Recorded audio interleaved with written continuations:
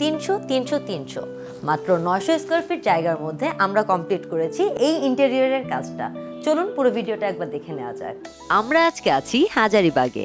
মাত্র 300 square feet করে 3টি ফ্লোর, মোট 900 স্কয়ার ফিট জায়গা জুড়ে আমরা করেছি একটি কম্প্যাক্ট ও স্মার্ট ইন্টেরিয়র ডিজাইন। এই প্রজেক্টে আমাদের লক্ষ্য ছিল এমনভাবে ডিজাইন করা যেন ছোট স্পেসও খোলামেলা এবং বড় মনে হয়।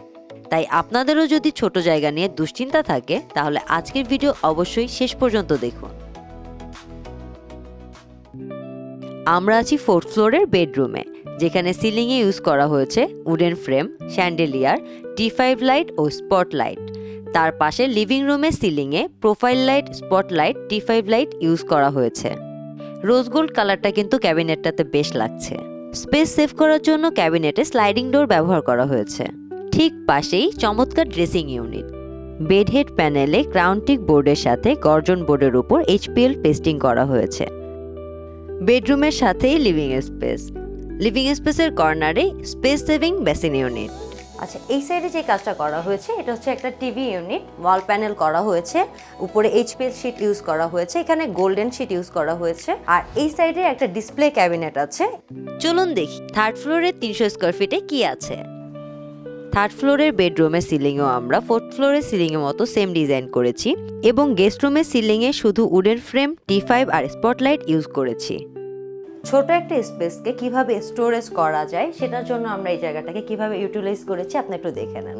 এখানে নিচে আমরা স্টোরেজ বক্স রেডি করেছি, উপর এখানে ড্রয়ার সেট আছে, এই সাইডে আমরা একটা মিরর দিয়েছি যেন রুমটাকে দেখতে আরো বড় লাগে। এই সাইডে একটা বেসিন ইউনিট করা হয়েছে, এটার উপরেও আমরা একটা স্টোরেজ বক্স করেছি, এখানে বেসিন করা হয়েছে, আর নিচে এখানে কয়েকটাও স্টোরেজ ড্রয়ার করা হয়েছে।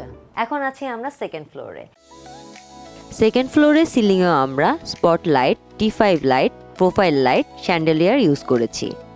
এই সাইডে যেই টিভি ইউনিটটা করা আছে এটার পিছনে ইউজ করা হয়েছে গর্জন প্লাইউডের উপরে HPL ফিনিশ। এই সাইডে টিভি ইউনিটের পাশে আছে একটা ওপেন ক্যাবিনেট। ওয়াল প্যানেলের পাশে কাউন্টিক বোর্ড দিয়ে ডিসপ্লেকে আরো সুন্দর করার জন্য এই ডেকোরেশনটা করা হয়েছে। ড্রয়িং ডাইনিং এর সাথেই ওপেন কিচেনের উপরে করা হয়েছে গর্জন বোর্ডের কাজ, আর নিচে করা হয়েছে মেরিন প্লাইবোর্ডের কাজ। মেরিন প্লাইবোর্ডের কাজ করার কারণ হচ্ছে ওয়াটার রেজিস্ট্যান্ট রাখার জন্য, যেন বোর্ডটা ড্যামেজ না হয়। ছোট স্পেসে ইন্টেরিয়র করতে চাচ্ছেন? যোগাযোগ করুন আমাদের ইউনিক ইন্টেরিয়র অ্যান্ড ডিজাইনের সাথে। Unique interior and design, Siddique tower, level 2, house 45, road 1, block A, Niketan, Gulshan, Dhaka.